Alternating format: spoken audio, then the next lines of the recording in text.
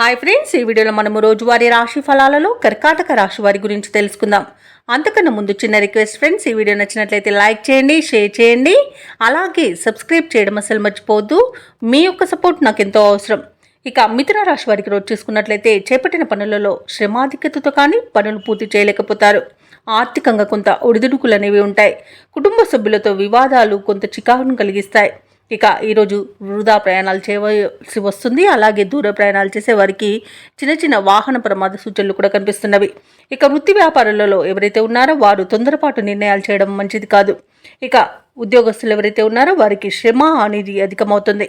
ఇక ఈరోజు కర్కాటక రాశి వారికి అస్థిరత అధికంగా ఉంటుంది. ఎలాంటి ఆలోచనలు చేసినా ఎటు తేల్చుకోలేని స్థితిలో ఉంటారు. ఇక ఈరోజు అనారోగ్య సమస్యలు తలెత్తే అవకాశం కనబడుతున్నందున ఔషధ సేవనం చేయండి. తగ్గకపోతే వైద్య సంప్రదింపులు చేయడం మీకు మేలు చేస్తుంది. ఇక మీ మాట తీరు వల్ల కూడా నష్టపోయే అవకాశం కనిపిస్తున్నందున కాస్త మౌనంగా ఉండడం మీకు మేలు చేస్తుంది.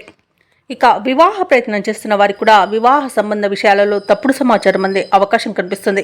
ఇక సోదరులతో వివాదాలు కలిగే అవకాశం ఉన్నందున కాస్త ప్రశాంతంగా ఉండండి. అలాగే తండ్రి తరపు వారి నుండి కూడా శుభవార్తలు అనేవి అందుతాయి.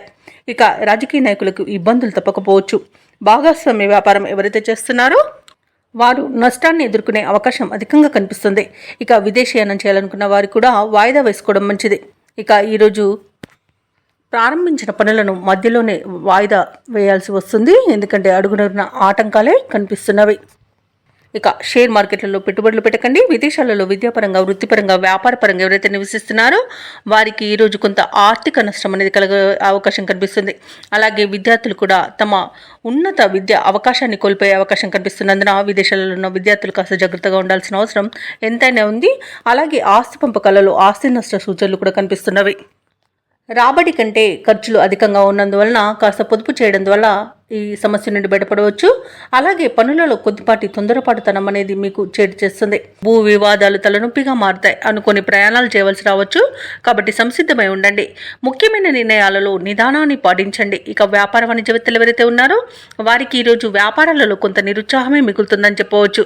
ఇక ప్రభుత్వ ఉద్యోగస్తులు ఎవరైతే ఉన్నారో వారికి నెలకొన్న వివాదాలు తలనొప్పిగా మారుతాయి. ఇక పారిశ్రామికవేత్తలకు, రాజకీయ నాయకులకు ఈరోజు చికాకులని పెరిగే అవకాశం కనిపిస్తుంది. ఇక వైద్యులకు, చిత్ర పరిశ్రమ వారికి ప్రతి విషయానికి కలత చెందుతారు. ఇక విద్యార్థులు పరిస్థితులను అంచనా వేసుకోలేకపోతారు. ముఖ్యంగా కళాకారులకు వచ్చిన అవకాశాలు నిరాశను కలిగిస్తాయి.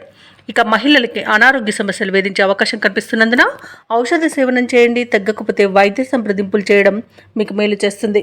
ఇక ఈరోజు కర్కాటక రాశి వారికి అదృష్ట రంగు ఎరుపు, ప్రతికూలమైన రంగు నేరేడు, అదృష్ట సంఖ్య 5. ఈరోజు కర్కాటక రాశి వారు శివాలయంలో అభిషేకం చేయించుకోవడం, అలాగే లలితా సహస్రనామాలు పారాయణం చేయడం వలన మంచి శుభ ఫలితాలను పొందుతారు. అలాగే పనులలో వచ్చే ఆటంకాలని తొలగించుకోగలుగుతారు.